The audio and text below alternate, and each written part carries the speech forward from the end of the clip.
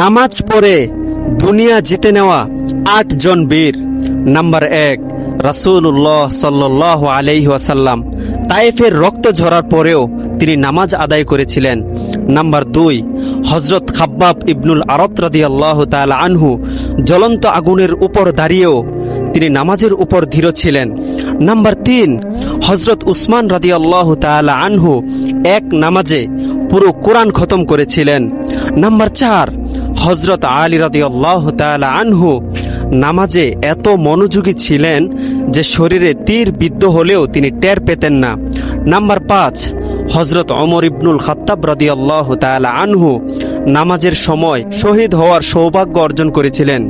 Number 6, হযরত ইমাম আবু হানিফা রহমতুল্লাহ আলাই 40 বছর ধরে ইশারের অজু দিয়ে ফজরের নামাজ আদায় করেছিলেন। নাম্বার 7, সালাউদ্দিন আইয়ুবী রহিমাহুল্লাহ যুদ্ধের মাঝেও তিনি নামাজ আদায় করেছিলেন।